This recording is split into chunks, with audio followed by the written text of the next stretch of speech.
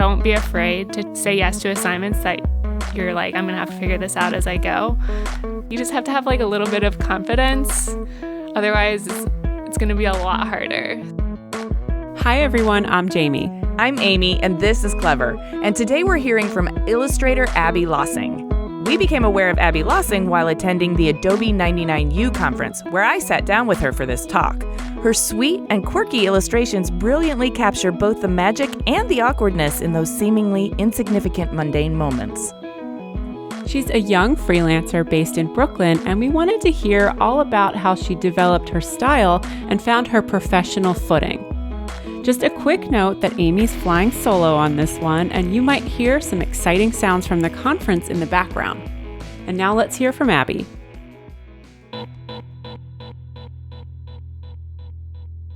My name's Abbey Lossing. I'm an illustrator, and I live in Brooklyn, New York. I work mainly on freelance assignments, so it's very fluid. I'm working on a bunch of different things at the same time.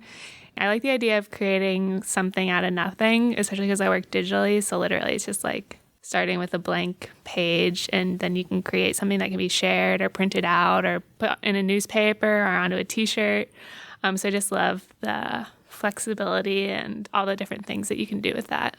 I've seen some of your work, and there seems to be a lot of depictions of humans. Mm-hmm. Do you feel like you're giving birth to characters with your illustrations? I've always just loved drawing the human form. I'm also really inspired because I live in New York City, so I see lots of different types of characters every day. So I think that mainly just comes into my work. I just like drawing lots of different types of people. So let's go all the way back to zero. Where were you born and raised, and what was your childhood like? And did you always like to draw? How did it manifest in your childhood? I grew up in Granville, Ohio, which is just outside of Columbus. And my grandma was a portrait painter, so she was always like creativity was a big part of her life. Not necessarily my parents, not as much, but they were like very supportive of harnessing creativity within their kids. I didn't do like a lot of drawing or art classes when I was little, but then in high school, my last 2 years, I did like an art-focused path within my high school. So that was really helpful. And then I went to art school after that. Where did you study art? Syracuse University. And at that point, and I mean, for me, college was just wildly expansive in terms of just, learning so much every day, and also being given full permission to do the creativity thing to the 10th power, or as much as I possibly could. Is that what was your experience of college like, and how did it set you up for your professional life?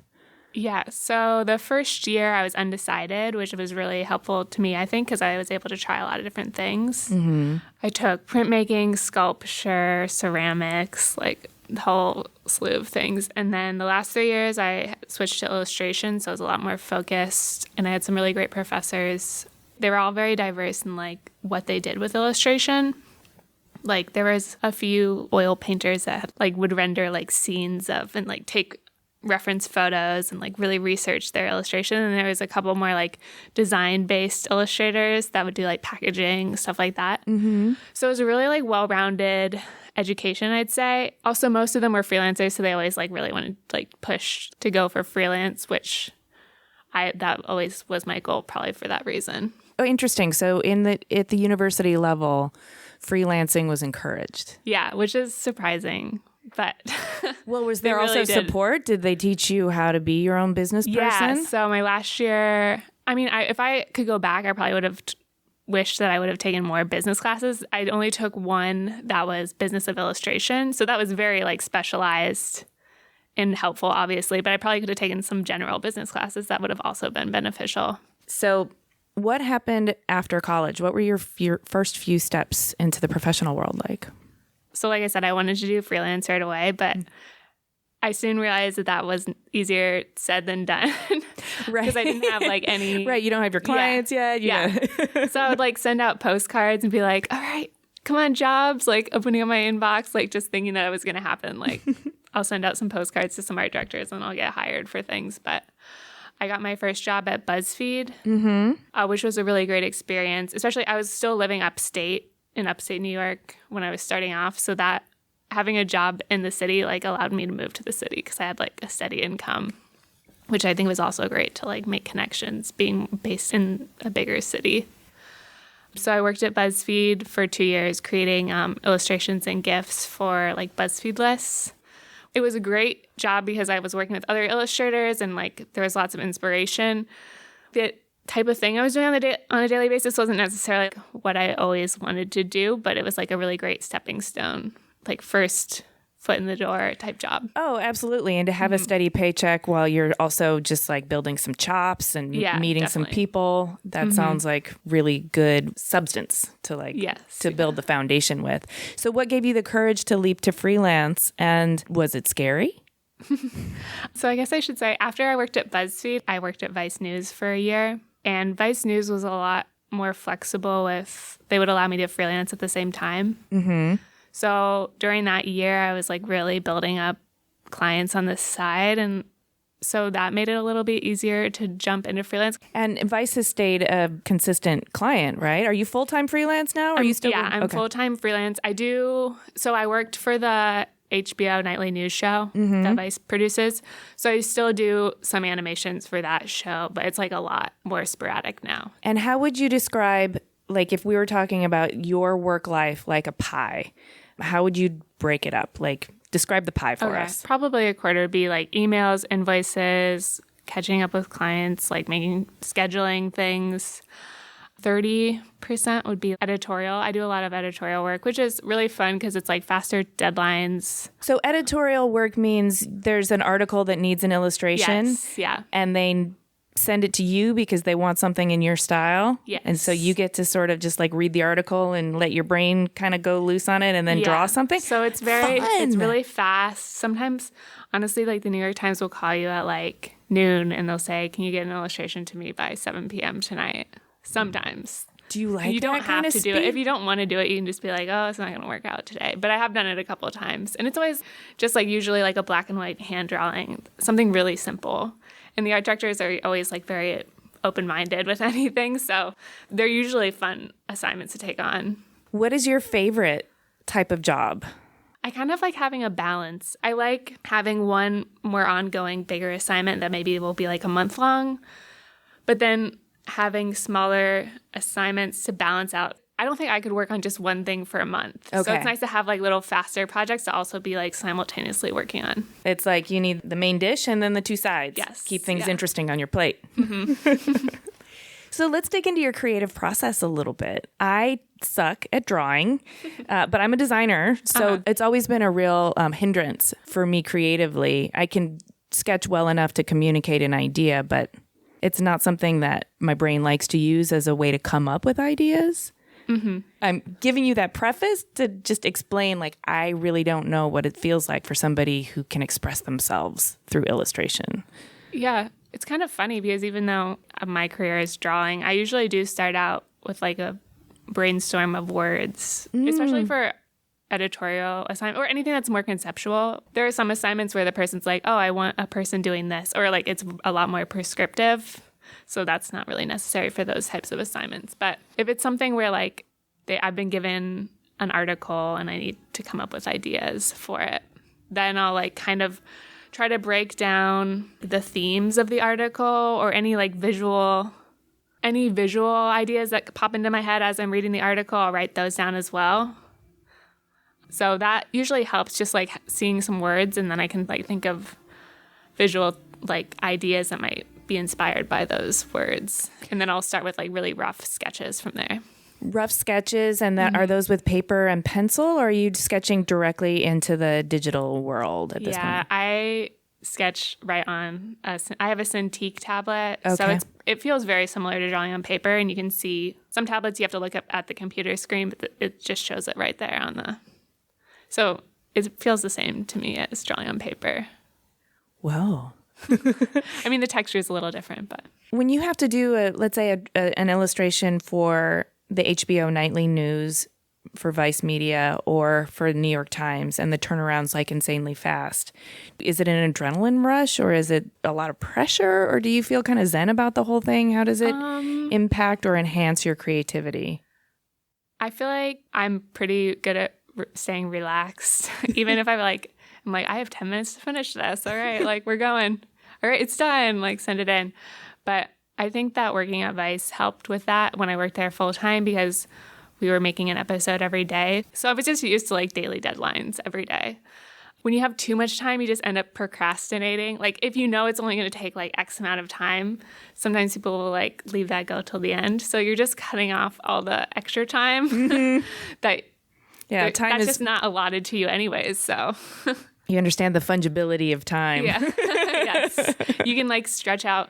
If you have like 5 days for a project, you'll spend the 5 days and end up with something that you probably could have done in 2 days if you only had 2 days. You sound like somebody who doesn't belabor your projects. I mean, is that true? Yeah. You say you kind of know when you got the idea, you know how to execute it, and then you also know when to put the pencil down? Yes, definitely. Yeah. That's a skill in and of itself. Do you feel like you learned that in school, or is that something that's innate that you've always had? I really think it was the 2 jobs I had where I was on staff. Okay. Just like being just expected, the repetitive. like, oh, you got to make this, this, and this, and you have so many hours in a day. Mm-hmm. When you're on staff, it's a lot different than being a freelancer because they expect a certain amount of work out of you, and like they know it's not like you're working with a bunch of different people. You have like the same boss and the same assignments. So, what is your wheelhouse or your inspiration home base when it comes to in terms of subject matter? What do you really like illustrating? Definitely people, I would say. Yeah, there's a real humanity in your work, and also not an understanding of the sort of unspoken moments of humanity. Yeah, like the simple everyday moments. It doesn't have to be anything extravagant. I think also just like things that I see walking down the street, especially for my personal work. I end up just drawing things that I see, and like I try to keep them pretty simple, just especially for personal work. I don't have enough time at the moment to like say, oh, I'm going to like devote a week to a personal project. So it's more just like, oh, like I have a few hours today. It'd be great if I could just do a quick illustration for fun. And the personal work, is it something that you do to keep your mind active and your skills sharp and your heart engaged? Is there a goal you're working towards with the personal work, or do you exhibit? I haven't done any formal exhibits. It's mainly just quick exercises to kind of like get ideas onto paper. I do some really fast editorial assignments, but it's usually like a lot more conceptual. So it's kind of nice to just do something like, oh, I just want to draw like a person and like draw like a really fun pattern and like work that into it. Just like really, it feels more like playing no goals. No goals, no parameters. Yeah. No budget. Like no agenda. No agenda. Just like creating something for free, fun. unstructured time to be creative. That sounds like everybody should be doing that. Yeah. I feel like a lot of times people put pressure on themselves like, oh, I'm creating this to post or on social media and like it'll be marketing. I don't even like do that, put that on myself. If you spend a few hours creating something, in the end, like if you love it and you want to put it into the world, do that. If you don't, you can just put it in a folder, and then maybe a few months from now you'll want to go back to it and revisit it, or maybe you'll just be done with it forever. But it was still like a good exercise, I think. Still worth doing. Yes. Yeah. Not everything needs to be a tool for marketing. Yes. I mean, I can see that it's sometimes a real liberation to remove all of that expectations from your work. Mm-hmm. Sounds like you're really comfortable with that. What's the dream life for you? It sounds like you're digging the freelance thing, but if you could just dial up your life to 11, what would it look like? What's a dream project for you to work on? I used to do a lot more of long form animations for Vice News. And I would like to do, like the New York Times does they'll have like a story of someone telling their like life story, or it wouldn't have to be for that client specifically, and then an animator will like animate the story along with it. And I think doing something like be a really time intensive project and like a really big commitment. Right now, even like bigger assignments that I work on are still just like a month tops. So it'd be great. It'd be kind of cool, I think, to do a project that would take a few months and like really invest time into something. It's hard to like do that as a personal project because obviously I don't have that much time. So you're kind of just like waiting for that big project to come along. You'd have to self-finance something like that, or find the right collaborators. Yeah. that leads me to another question. Since your work really has that human quality to it, there's something really relatable about it. And there's something, I want to say, poignant about some of the sort of moments that you capture, because there are those moments where you think nobody's paying attention, but you might have your head down at your desk, or like you said, those simple, mundane moments. But when you're capturing those in the form of illustration, are you also in your mind developing these drawings of people, into characters? Are you giving them qualities in your mind? Oh, like personalities, personality characteristics? Yeah. And could that translate into actual characters in an animated film? I feel like it definitely could. I feel like I'm almost attached or something to the characters. I'm like, oh, I really like her. You know? Yeah. Like she's good. She's a good one. But I think it would be a really good exercise, I think, to just develop them even more, which you can only do with animation. I mean, you can get some characteristics can come through from just a still illustration, but as soon as you have someone, even like just a slight movement, you can put so much more into it. Yeah, the gesture now becomes part of... Yeah, even just like a walk cycle, like just someone walking, you can tell a lot by like the way they move. Do you walk down the street thinking like an illustrator? I'm definitely always looking for inspiring images or color combinations. I feel like you can find those anywhere. I don't actually do a lot of sketching in public or anything. I feel like it's more just like mentally documenting and logging inspiration. So that was going to lead me to my next question is, do you have a way of cataloging your ideas, or do you just kind of form impressions in your brain and trust your mental data bank? I do like keep a notebook with me just in case I like have an idea, but it's all like mainly words. It's not like, I just don't sketch a lot. I just feel like I have my office with my Cintiq, and that's like where I feel like is where I want to like get the actual sketches done. So when I'm out and about, I'm not going to like sit down and draw when I'm out and about. What do you do in your life that's decidedly regular or not creative that surprisingly informs your creativity a lot? Well, I'm really into rock climbing. Really? And I feel like I've met a lot of illustrators or creatives that do that. And I feel like it's very... Are you familiar with bouldering at all? Not really, no. So go ahead. They call it like, they're called boulder problems. So you like have to solve the problems. I feel like it's a very creative way of thinking about exercise. You can like move your body in certain ways to like make the movement easier to get up the wall. I don't really like draw rock or anything. Like the subject matter doesn't necessarily like fit into my work that often, but I think just like the way of thinking does help the process. I can see that. I think that there's a lot of physical activity that we do that informs our thought processes in ways that we probably don't even have full comprehension of, but that ends up filtering out through our expression in some way, or the way that we think about the world, the way the universe works, and then that comes out through our creativity. And so rock climbing doesn't need to be a subject matter that you draw about all the time, and it can still inform it in such interesting ways. Yeah. From a novice perspective, rock climbing seems to be such a orchestrated example of like exertion and well-timed moments of little bursts of momentum to propel yourself up, but then not too much because you can't overshoot. And then you've got to use a lot of strength in a really small part of your body. Like your hands got to hold on real tight, right? Yes. Your big toe can't slip. Yeah. It's a lot of technique. Yeah. More so than I think a lot of people would assume. How long have you been doing it? I started in high school, so over 10 years. What would you say about your childhood drawings still show up in your adult drawings? I definitely, when I was little, I really loved drawing people, but it was like more frustrating because I wasn't trained, especially in like high school when I was more focused on art. It was more frustrating I wanted to draw people, but I just couldn't very well, and I was never happy with the final product. So that was always like a big focus. But for my childhood drawings, I like drew a lot of animals.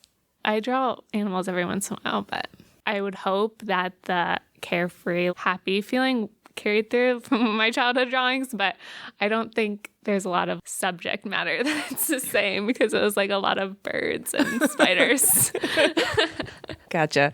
Okay, well, before we wrap up, I definitely want to give our listeners some directions to find your work online. Do you have a URL or social handles you want to send people to? Yeah, so my website is just www.abbeylossing.com.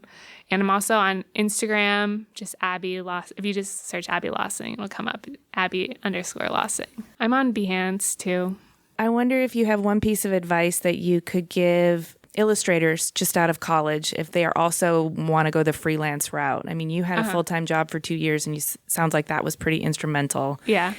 What's the one thing you did early in your career that you think really sort of helped orient your brain to the freelance situation? First, don't be afraid to say yes to assignments that you're like, I'm going to have to figure this out as I go. When I was first starting out, even my first job at BuzzFeed that I got hired for, one of the big things was to create GIFs, and I had like no idea how to make a GIF. But I feel like sometimes you just have to be like, yes, I can do that, and then figure it out.